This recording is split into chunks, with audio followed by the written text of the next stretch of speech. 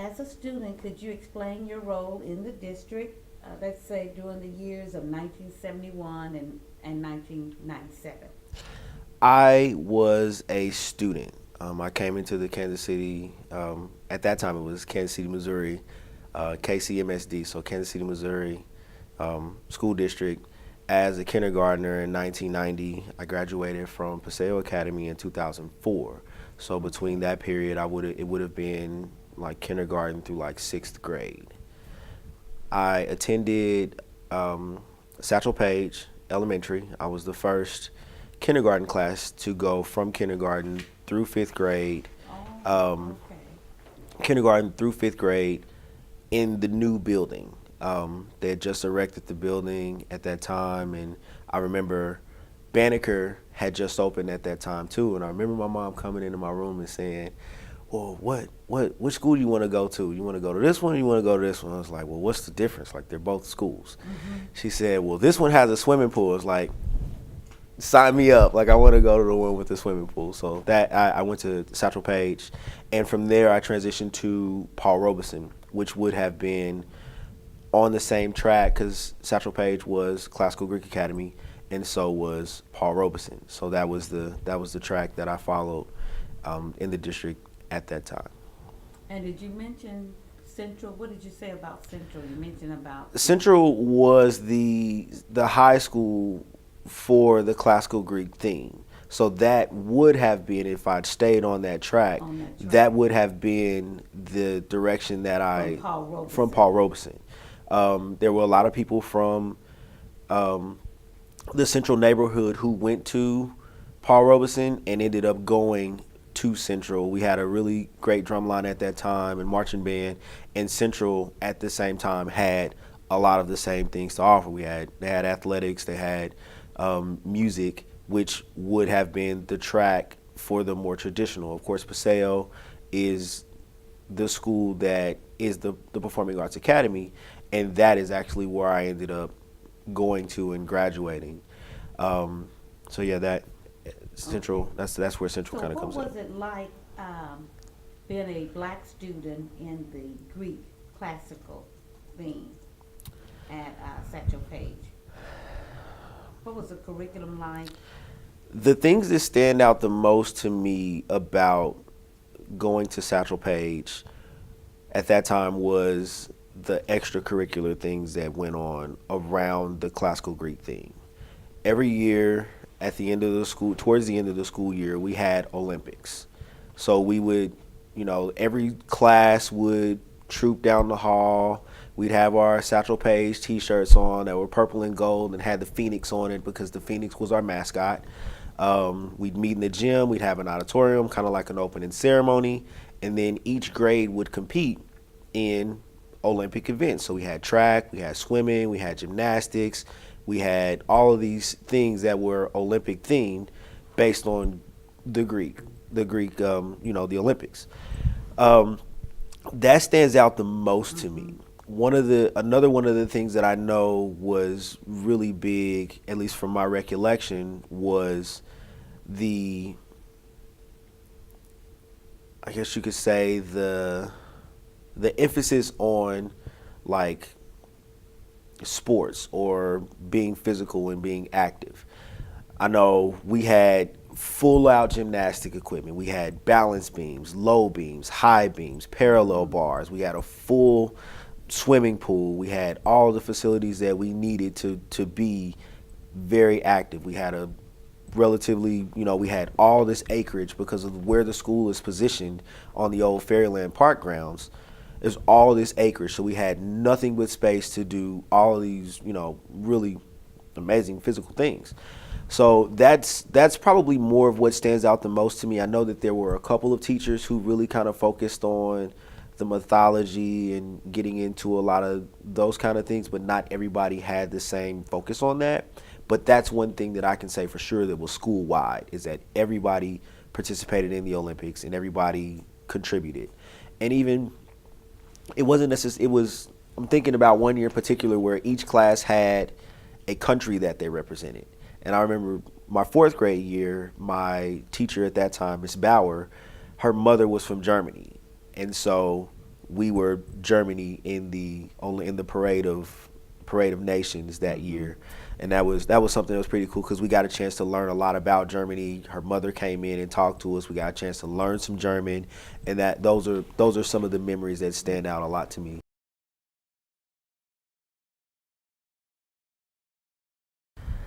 I was actually talking to one of my friends about this last evening or a couple days ago. I remember being in like early elementary and coming out of the school.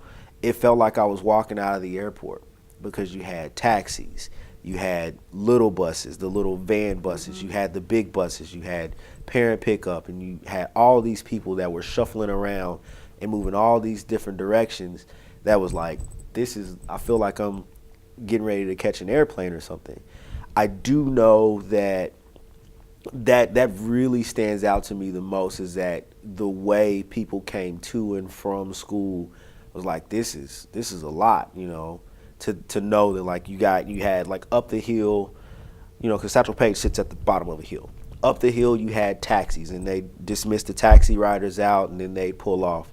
Then they had the little route buses that they'd call that were kind of like vans that they'd send out. Then they'd send the big buses that sent more kids into the city.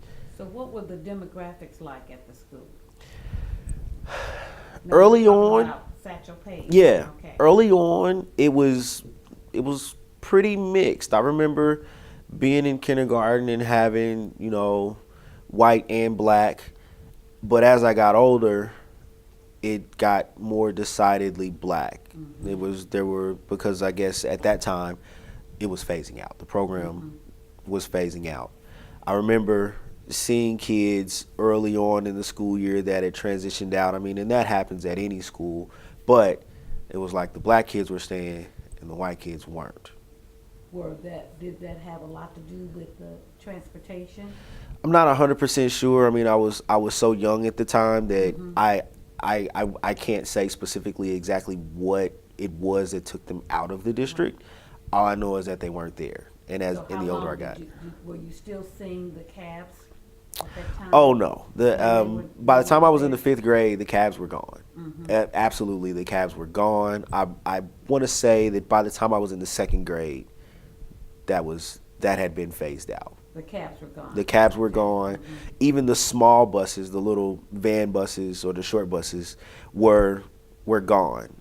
It was big buses, or you walked, or your parents came and picked you up. Okay.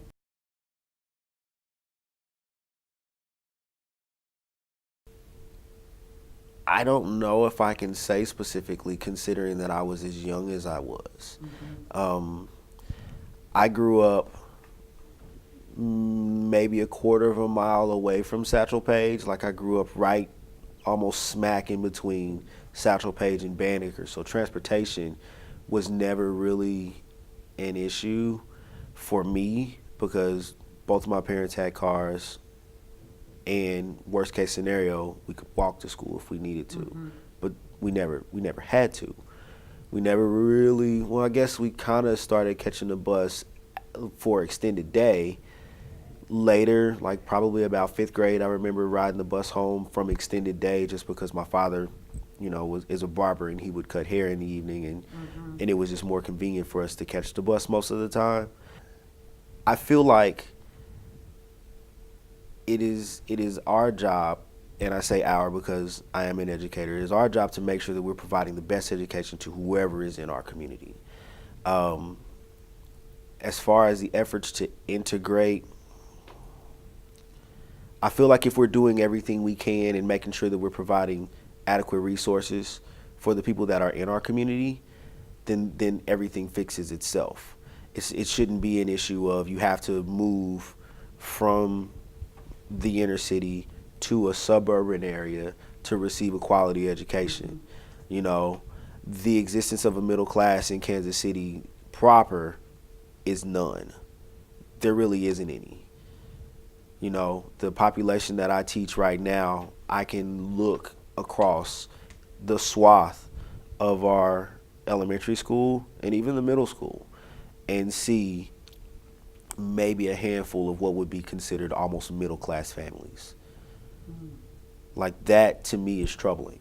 Mm-hmm. You know, I drive through the neighborhood of the kids that I know where they live, and it looks nothing like the neighborhood that I grew up in, and it's in the same city, you know, maybe 20 years later. I drive through the neighborhood that I grew up in, and it looks nothing like what I remember. You know, I drive down 75th Street and I see this beautiful building that's just sitting there empty, but they had to close it because there's nothing to put in it. There is no population to really fill or warrant having that building open. That's troubling to me. Mm-hmm. It's very troubling to me.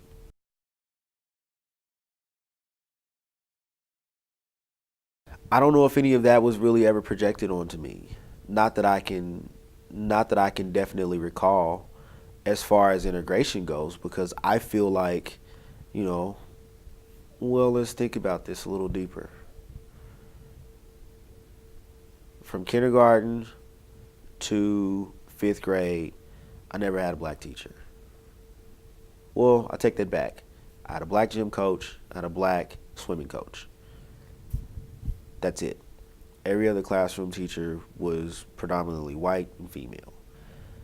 They never treated us as if we were less than or treated us bad, never ever once. I still run into a lot of my teachers today, and they show me exactly the same love that they showed me when I was a student in their class. You know, they still ask about my parents, my sister, you know, been invited to functions. So as far as I can tell, their attitudes towards integration really didn't matter because they were teaching a population that looked nothing like them and giving everything that they had. Mm-hmm.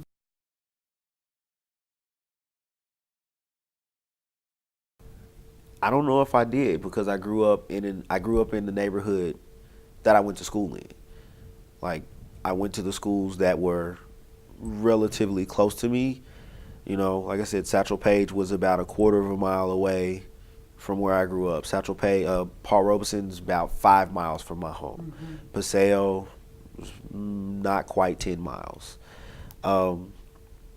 Everybody who went to the schools pretty much looked like me, especially as we got later into school. So I don't know if I can say, yeah, Mm-hmm. I don't know if I can say that my being one in the number really did anything to change the population. It just made the dog that much blacker. So when a white spot did hit it, it stood out more. Mm-hmm. Can you repeat that again? What about the whites? It made the dog. Oh, me being there, it made the dog blacker, so that when a white spot did hit it, it stood out that much more. Wow. So when did the white spot hit it? Well, they were kind of speckled in and out. So I remember there were more early on so kindergarten, first, second, and then when we got to middle school, there weren't any white kids. Okay. So The older I got, the blacker the dog got. And then when I get into high school, couple of speckles in and out, but by then, though, they were very few and far between. Mm-hmm. I remember my freshman year at Paseo. I walked into jazz band class and concert band class, and it was like, okay, there was a couple of trombone players. There were 2 trumpet players that were white and really, really good players too. By the time I got to senior year, the whole band was pretty much black.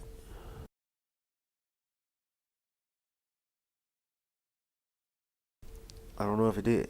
Okay. I don't know if it did. You always kept your seat. Yeah, like that. It was, you know, I didn't want to have to go home and face mom and dad. So it didn't really, I don't think it really affected me very much because I know, well, for sale, you had to audition to get in, like flat out. Like if you passed your audition, and the standards have loosened up a lot now, but at that time, you auditioned and you passed or you didn't. And that I was thankful for because it kind of kept some of the people out who were not quite as serious about the art. Mm-hmm. At Paul Robeson, like I said, I was pretty much, everybody pretty much looked like me. In Satchel Paige, I feel like I kind of got lucky on that pick because I could have just as easily been at Banneker based off of the decision that my mother laid out for me. Okay, okay. So I know that often in the district there was a 60-40 ratio in terms of the number of students of color versus the number of white students. So you never confronted that at Satchel Paige in terms of. Let's think about this. So it was an attempt to keep some sort of a balance during integration. I don't know if I ever really paid attention to Okay. it. I just, I was like, okay, well, I'm going to school today, and I don't cognitively remember thinking, oh, okay, these are what the ratios look like. I just learned that right now. Like I never really thought about, what those numbers could or should have looked like during that time. My seat was not affected by Right. that. I never really never got to a level of even 40% for white students. Not even Above close. 40%. Not even close. Okay, so that Not even. my seat or my presence in that school would be compromised by Right. that. I don't think I ever really encountered that.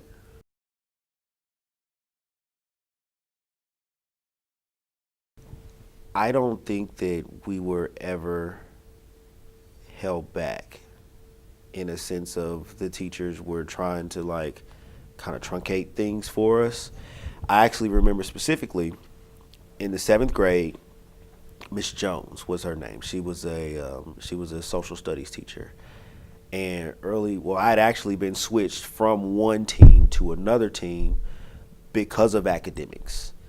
The program, there was a team system in the school, and I was performing better than anybody else on this specific team. So in the middle of like the first semester, I was switched from one team to the other because the academic rigor was tougher on the other team. And even Miss Jones, could see that I was really into what she was teaching. So she would give the kids one level of work, but she would kind of pull me to the side and give me tougher work because she knew, like, if I don't, I'm gonna lose him. He's bored. So I had teachers that kind of recognized different things in me and kind of pushed me that much harder. So kind of make some accommodations. Right. Mm-hmm. Because of those experiences, I can't say that I was ever hindered or kind of held back or kept with the group academically because I was moving forward or kind of catching on to things a little bit faster. Did that happen for you throughout your schooling? In some cases, yeah. I can't think of really very many situations where I wasn't able to get the assistance that I needed if I was in trouble or if I was struggling with something. And I also kind of attribute that to my parents. Like they were very supportive, both mother and father, in making sure that I was doing or receiving the help that I needed and giving me the courage to say, hey, if you need help, speak up. Because closed mouths don't get fed. So what was it like for other students? Did you see that happen for other students as you think about your K through high school experience in terms of those academic outcomes?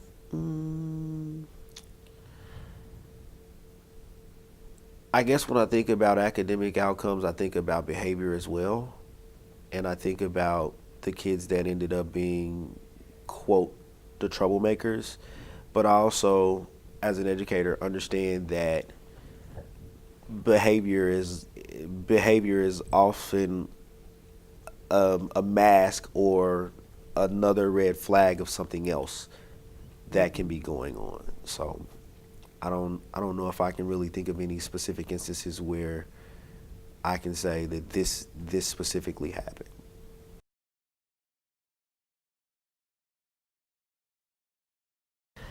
Integration, you get a chance to meet people that don't look like you, that don't think like you. I've had the I've had the wonderful pleasure to be able to travel not only in the country but across the world. And there's nothing like meeting someone who thinks differently or has a different worldview than you do. Whether you agree with it or not is not that doesn't really matter, but just being exposed to it and having another point of view. You know, Kansas City has its own different vibes and feels across the entire metro area. So if you get a chance to meet someone who lives in Independence, who's seen these things and done these things and comes from this background, or even Northeast versus Waldo or Westport or Midtown, it's all about the mixing of cultures. I feel like that's what makes not only the world but America a great place, is that you can make America a great place. Is that you get a chance to meet all of these wonderful people from all of these different backgrounds and mixing and matching everything, because no one has all of the answers. But meeting people and getting different perspectives is absolutely one of the things that I feel like is one of the best things that you can do, because no one really knows everything and we're all a mixture of our experiences.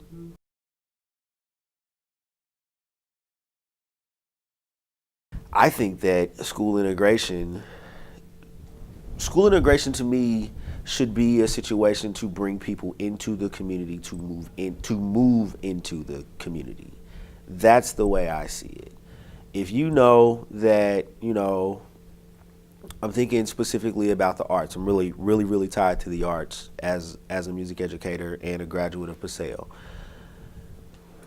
If I know that I live in Independence or Blue Springs or something like that, and I have children, one thing as I get older is that I realize that people move for schools. If I know that my child has a really strong arts background and I want to help cultivate that, then I want to be where those schools are that are going to help them. So at this time, I guess it would have been EC Meservey during this period, because they had an amazing arts program. I remember going and seeing some of the productions that they were doing, because I had a cousin who went there, and every year they did a super crazy Christmas show, and then they did an end of the year show, and they had costumes and lights and all that stuff, and it was great stuff. Meservey. So it would have been Meservey to KCMSA through Paseo. All of them are in pretty much the core of the city. Meservey was on 43rd Street, and Paseo's on 47th Street. So that puts you in the neighborhood of UMKC, maybe even a little further east, down Brush Creek, straight shot. Those, I would assume that the goal would have been to move those families from outside of the city into the city, as opposed to out.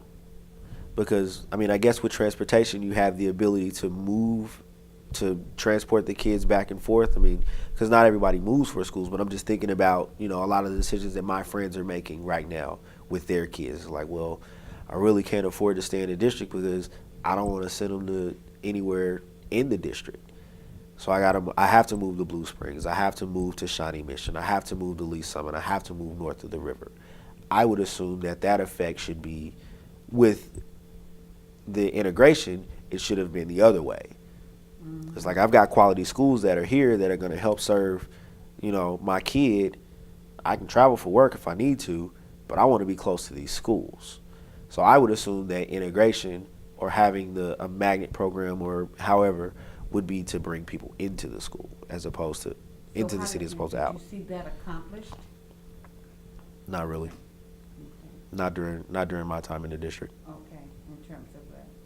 Actually, I still see it the other way. I had a bunch of people, especially once you got into middle school, into high school, I saw a bunch of my friends moving, and their families moving out south. And nobody really went to Kansas, but definitely south and east, into Lee Summit, Raytown. Center at that time was pretty strong. Blue Springs. I saw my friends go in that direction, especially those that were really into athletics, because they knew that the IL wasn't going to get you seen. The scouts weren't coming to Southeast games. They weren't coming to, Paseo games. And we had state championship basketball teams. My junior year, Paseo and Westport played each other in quarterfinals in state athletics. There weren't any scouts there.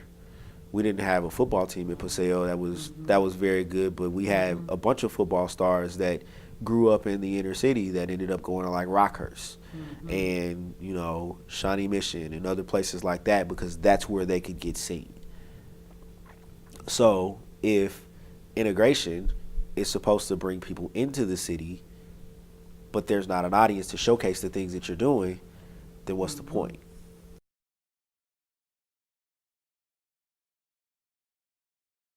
It's a really loaded question. That's a really loaded question. There's so many things that go into that. The non-existence of a middle class in the city is big. The school district is stabilizing. I believe that. I do believe that a lot of the people who are in power right now have genuine feelings about making sure that the district does not go away, that things do stabilize, that are really invested in the community, and the efforts that they're doing are not just at the building level. They're working in the community to make sure that the community is great. Because it's one thing to do things at the school level, but if you go home and things aren't right there, or you don't feel safe in your neighborhood, or things like that, then you're still kind of just throwing pebbles into the pond.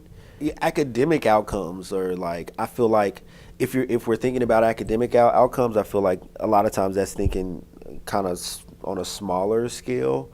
I think that it's a community at large, because if you have kids that are coming in that are dealing with all of this emotional stuff and things that are happening to them outside, you got to get past all that before you can even teach them anything.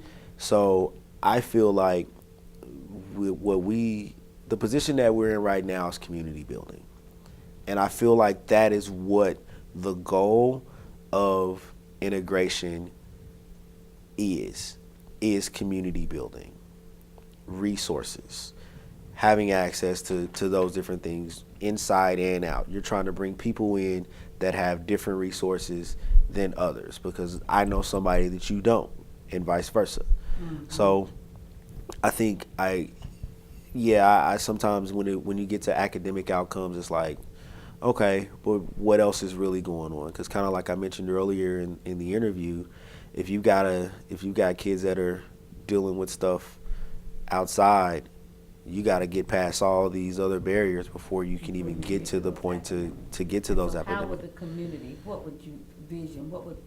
How would the community look? What would it look like with the community input in terms of addressing some of those barriers that you mentioned?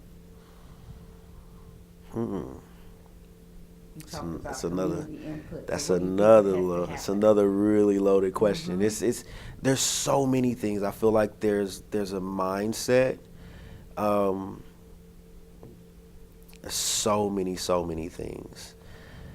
The non-existence of a middle class is really big. You get east of Troost and you see the deterioration in infrastructure. Hope. One thing that the human spirit that's really indicative to the human spirit is hope. And if you have a community who feels hopeless, who feels like this is all it's gonna be, then you've broken their spirit. Like that's something that's really strong to me, is that we've got a bunch of people out here who feel hopeless. And until we find a way to convey the hope to the masses, it's gonna be real dark.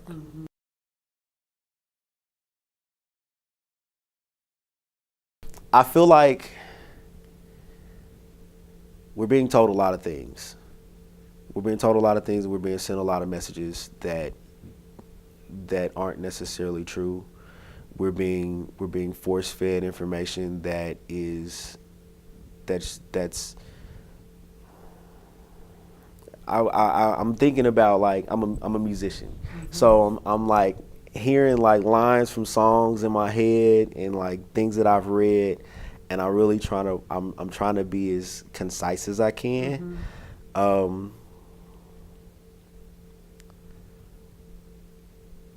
I wear a ring. This ring, it has a Latin inscription on it that says there's no knowledge without education. Mm-hmm. And I believe that. I wear it every day. I'm not a college grad. I'm not. I'm lucky to be in the position that I am as an educator. But understanding that every day you wake up, there's something to learn. There's some lesson in everything that you do is heavy to me. It's strong, and I carry that with me. Mm-hmm. And to have that mindset, to know that you can get something from anybody, is big. As far as hope goes, you know, I look at movies like The Hunger Games, and I think about some of the lines that, you know, Snell, the president, so to speak, says, and he said, how do you crush a nation? He said, you take away their hope. You take away their hope. Mm-hmm. If you take away their hope, then they have no reason to get up anymore, because you've stripped them of any belief that things can be better than they are. Mm-hmm. One of my friends last year, we were having a conversation, and he hit me with this line. He said, do you dream of a better tomorrow? And he was talking, and he was like, do you dream of a better tomorrow? He said, do you believe that things can be better for you tomorrow than they are today? No matter how great things are for you right now, mm-hmm. do you believe that they can be better? And I carry that with me as we talk about hope. And I really feel like that's the thing. Yeah, we can get into like consciousness and all of that, but it all boils down to hope. And if you don't have hope, then you don't have anything.